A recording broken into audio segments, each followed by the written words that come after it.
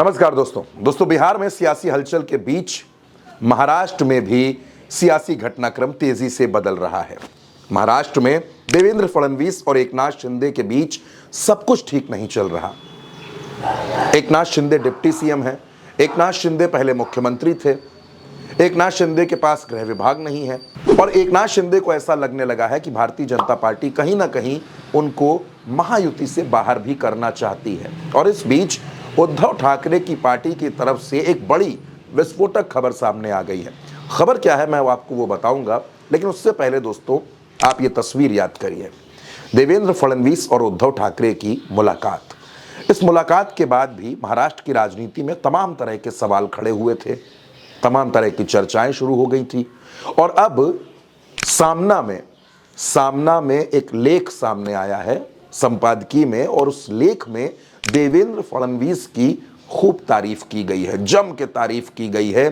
देवा भाऊ की इतनी तारीफ है कि ऐसा लग रहा है जैसे देवेंद्र फडणवीस महाराष्ट्र में बिल्कुल रामराज लेकर आ गए हैं। और ये लेख सामना की तरफ से सामने आ रहा है, यानी शिवसेना उद्धव गुट की तरफ से। उद्धव ठाकरे की पार्टी के एक नेता हैं संजय राउत, वो भी देवेंद्र फडणवीस की तारीफ करते नजर आ रहे हैं। आखिर महाराष्ट्र की राजनीति में ये चल क्या रहा है दोस्तों? महाराष्ट्र में जब चुनावी नतीजे आए तो महायुति को प्रचंड बहुमत मिला। अजीत पवार, एकनाथ शिंदे और भारतीय जनता पार्टी को जो बहुमत मिला वो बहुत प्रचंड था। लगा कि जैसे जनता ने सिर्फ महायुति पर भरोसा किया है। महाविकास अघाड़ी बहुत पीछे रह गया। 2024 के लोकसभा चुनाव में जिस अघाड़ी पर जनता ने सबसे ज्यादा भरोसा किया था, विधानसभा के चुनाव में उसे झटका दे दिया। उद्धव ठाकरे, शरद पवार, राहुल गांधी, ये तमाम नेता मिलकर भी बहुमत का आंकड़ा नहीं हासिल कर पाए। सरकार बनी, देवेंद्र फडणवीस मुख्यमंत्री बने। लेकिन जब से देवेंद्र फडणवीस मुख्यमंत्री बने हैं तब से महाराष्ट्र में नाराजगी बहुत चरम पे है। और ये नाराजगी किसी और से नहीं, एकनाथ शिंदे से है। आपको याद होगा एकनाथ शिंदे को जब गृह विभाग नहीं मिला तो वो अपने गांव चले गए। और अब खबर ये आ रही है कि महाराष्ट्र में सरकार के कई मंत्री जो शिवसेना कोटे के हैं वो ठीक से अपना काम नहीं कर रहे, अपने विभागों में नहीं जा रहे। और इन तमाम घटनाओं के बीच में उद्धव ठाकरे और फडणवीस की मुलाकात की तस्वीर आपको याद है ही। सामना में जो लेख सामने आया है, मराठी भाषा में ये लेख है, इसके हर पैराग्राफ में देवेंद्र फडणवीस की तारीफ की गई है। देवेंद्र फडणवीस की शान में कसीदे गढ़े गए हैं। सियासी लोगों का ऐसा कहना है कि देवेंद्र फडणवीस को ऐसा लगता है कि वो उद्धव ठाकरे के साथ ज्यादा कंफर्टेबल हैं, वो उद्धव ठाकरे के साथ ज्यादा हनक से सरकार चला सकते हैं। क्योंकि दोस्तों अगर आप आंकड़ों को समझने की कोशिश करेंगे, अगर एकनाथ शिंदे महायुति सरकार का साथ छोड़कर चले भी जाएं, अपने सारे विधायक लेकर चले जाएं, तब भी महाराष्ट्र में महायुति सरकार पर कोई असर नहीं पड़ता, उसके बहुमत पर कोई असर नहीं पड़ता। क्यों नहीं पड़ता दोस्तों? यह असर इसलिए नहीं पड़ता क्योंकि 132 विधायक भारतीय जनता पार्टी के हैं और 41 विधायक अजीत पवार के हैं। बहुमत का आंकड़ा 145 है, यानी बहुमत के आंकड़े से बहुत ज्यादा।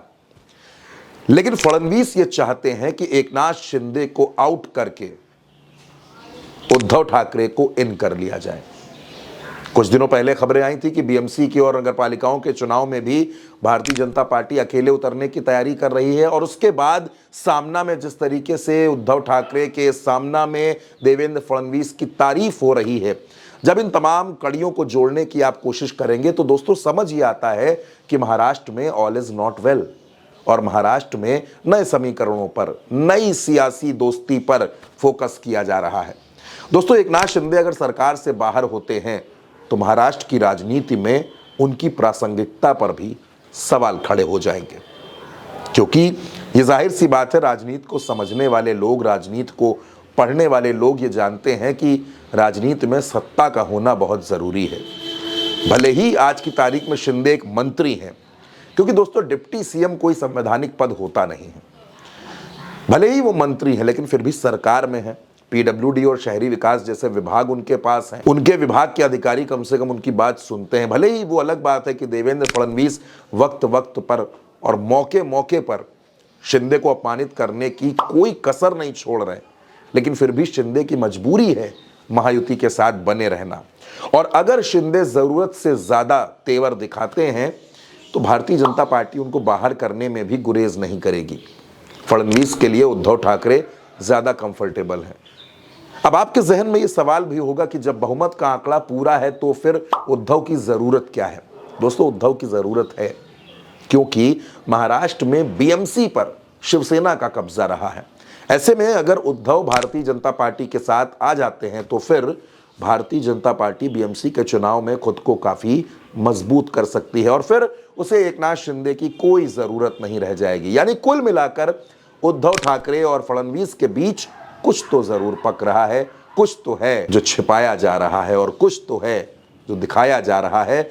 अब शिंदे का क्या होगा? क्या शिंदे महायुति में रहेंगे, नहीं रहेंगे? और अगर नहीं रहेंगे तो क्या उद्धव की एंट्री होने वाली है? ये तमाम बड़े सवाल हैं दोस्तों। फिलहाल के लिए इस खबर में इतना ही। आप अपनी राय हमें कमेंट बॉक्स में जरूर बताइएगा। नमस्कार।